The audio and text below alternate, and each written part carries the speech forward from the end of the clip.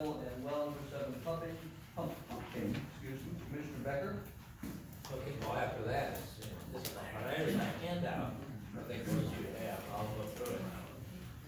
But the management district continues to monitor the health of the lake, and we're doing this through a number of people and organizations, mainly the USGS and Professor Tim Ellinger from the University of Wisconsin in Milwaukee. And what we're doing is, we're doing a lot of measuring of the various parameters of the water and the surroundings.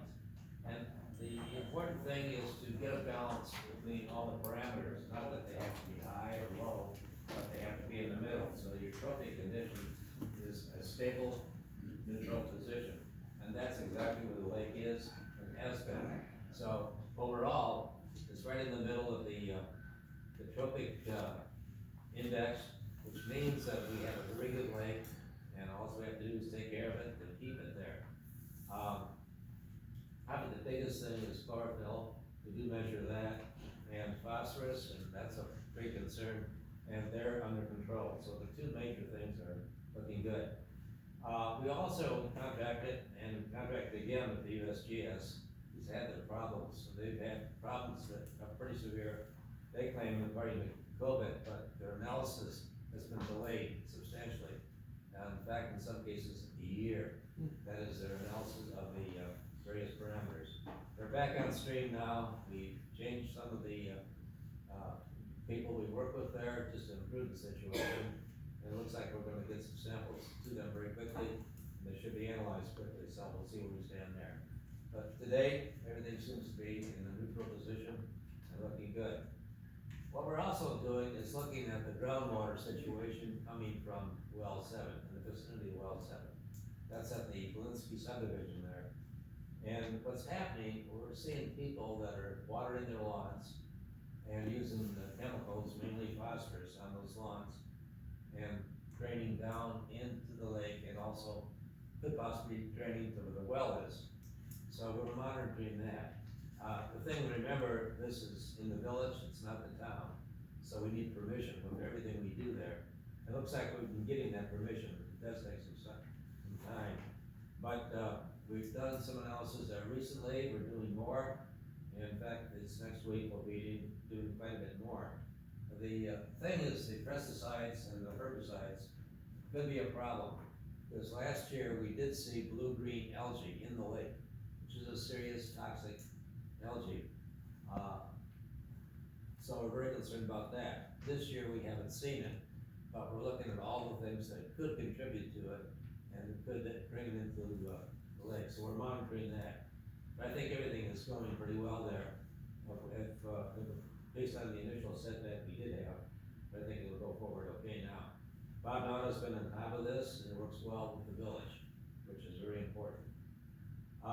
Another side effect here, that we've got a lot of comments on wakeboards, wakeboats, and their supposed detrimental effect on the lake. We don't have an answer there, but it seems to be that if you have a wakeboat, you love it. If you don't have a wakeboat, you're against it. And I think it's as simple as that. And what we're seeing is that certainly the wakeboats disturb the water, you get a big wave, and it does affect the shore. So a lot of people think this is damaging the shore, and it possibly could be, but we don't know for sure. We don't know the extent of it. Other lakes are looking at it to see what the damage is, if there is damage. Certainly there's nothing positive as far as the lake is concerned about a wakeboard boat. It's going to be negative. The question is, how negative is it, and how does it affect it? We're going to try to work with other lakes, with other organizations, including the Protective Association, which we work closely with, to see what the effect is, and if it indeed is detrimental, and if we can take some action on it. Right now, we're encouraging the town to tell the wakeboard boats to stay in the middle of the lake.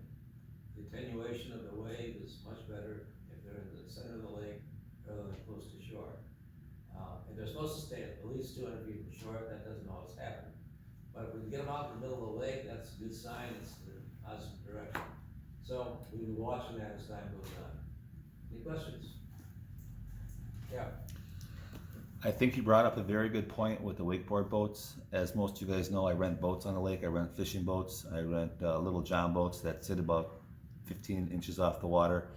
And a lot of these people that run these wakeboard boats, they're kind of oblivious to what's going on around them. They're usually too close to shore. They're making a 3 to 4 foot wave, and they have their stereos blasting. So it's kind of like you're in the twilight zone when you're on the boat. I think that if there's a way we could do some education, either public service announcements or get them on websites or get it on Informed Citizens, but put something out there to educate the people that use these boats. They have a right to use the lake. We can't stop them from using the lake, but try to use their boats in a fashion or a manner that doesn't risk life and limb for other people. Because if you have a small boat and you have a 3 foot wave come over the front of it, your fishing gear, your tackle box, your cooler, everything's in the bottom of the lake. So I think it's a good point you brought up, and I hope that there's some way we can educate the public so that everybody can enjoy the lake. You know, the problem with wakeboards is that they ballast themselves. Yeah. The rear end. And if they go into water that is 10 feet deep or less, they have a real danger of disrupting the bottom of the lake. There are many times that I've witnessed boats with a brown wake behind the stern of the boat because they're churning up the bottom of the lake with their prop. If they're closer to shore, within that 10 foot deep area. And you know, addressing John's point about the test wells monitoring the effect of well number 7, that the village of East Troy is pumping their domestic water out of the aquifer that feeds Lake Beulah. I think that what we want to see is whether that well is affecting the feed of the water into Lake Beulah, whether it's reducing the aquifer feed from the bottom and relying on more runoff water to fill the lake. And that's where the use of chemicals becomes more important, because if we rely on runoff to increase the lake level, we're reversing the traditional balance between bottom fed and aquifer fed conditions in the lake. From Lake Beulah is a drainage lake. It has an inlet and an outlet, but it also is fed from the bottom of the lake. So it's fed from the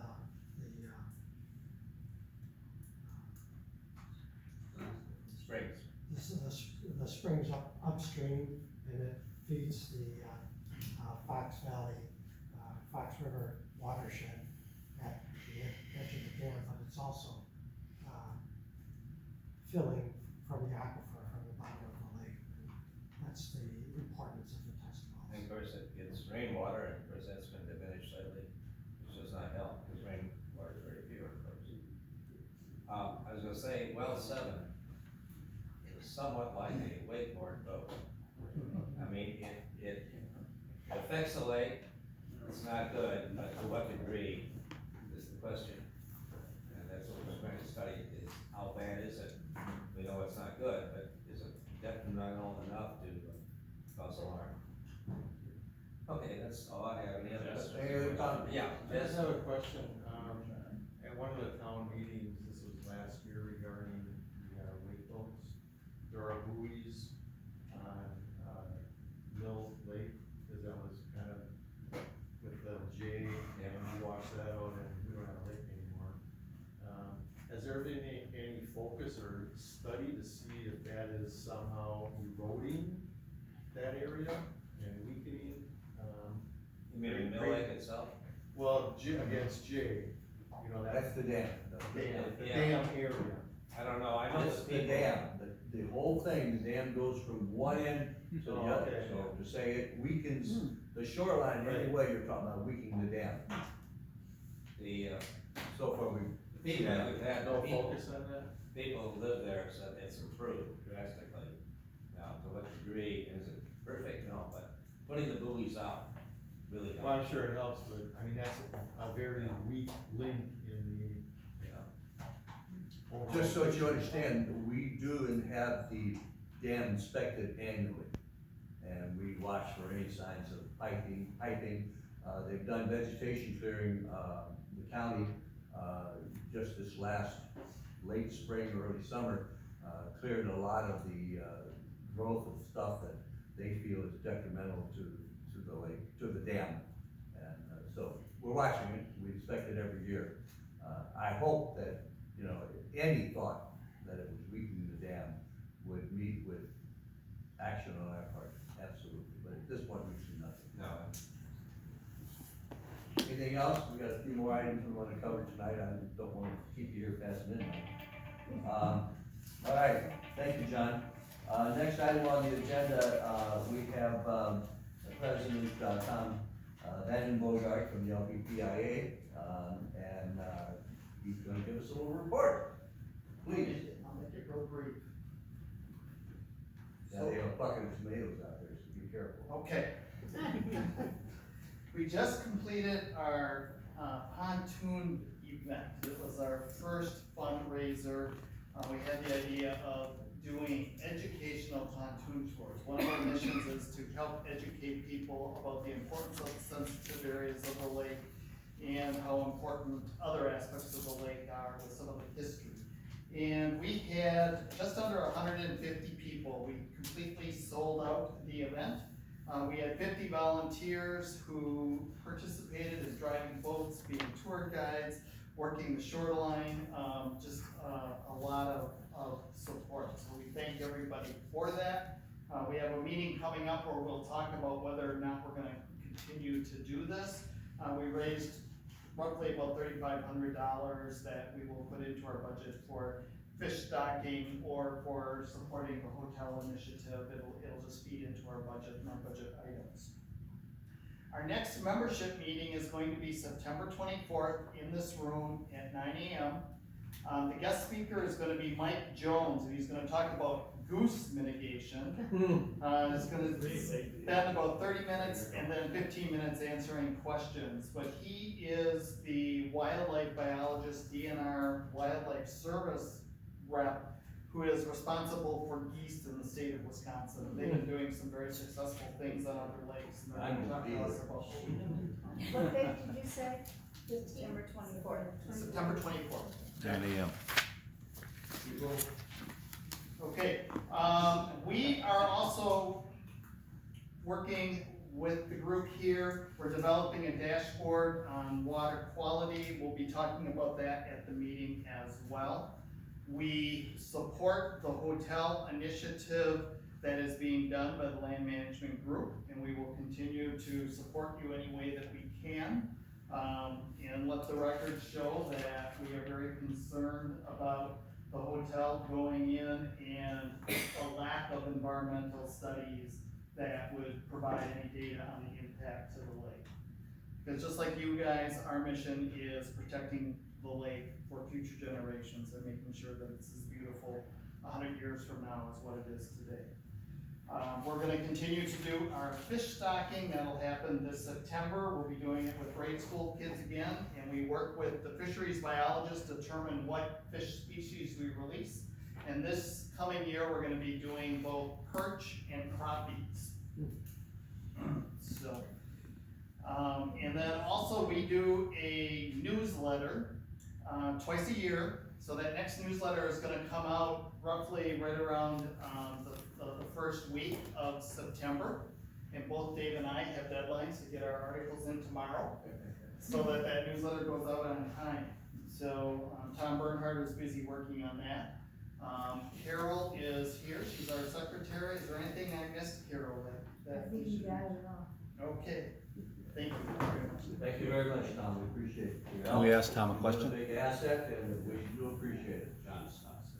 Can we ask Tom a quick question? Sure. You had mentioned at one of your past meetings that you guys were possibly doing some walleye habitat in the lake. Are you still doing that in areas? We are still very much looking at doing that. So what happened last year with the ice conditions, so we were scheduled to do that in January, And in order to do that program, you have to be able to drive a dump truck onto the ice. There was not ice conditions that were suitable for dumping. So how many spots around the lake are you looking to do? Two different spots, one over by you and the other one over in Salem. Okay, thank you. Alright, I don't see, is Rory Click here from the, Kettle Marine Land Trust? I didn't see her come in, I failed to personally contact her, so I'm afraid that they're not here to give us a report. I know they continue to work, on various land managements around the area, and of course, everyone is concerned about, the, Seminary, thank you very much, which we have to, go over and, go see the Central Two this fall. Anyway, is there any communications, mail communications, Madam Secretary? Being none, I'm gonna move right on. We've had plenty of public comments, so I just would not keep it too long, but is there anyone that has additional comments they'd like to make? Just keep it succinctly to the point, and I won't ask twice. Moving on, the next annual meeting, date, will be in 2023 at 7 p.m. Town Hall. Exact date to be determined, we'll let you know early. I suspect we'll continue to do it to the end of August, we'll make sure we get good turnout. I'm very pleased with the turnout today. We had a great opportunity to transmit some, information on the hotel so that, people know what's going on. I would entertain a motion to adjourn if there is one. So moved.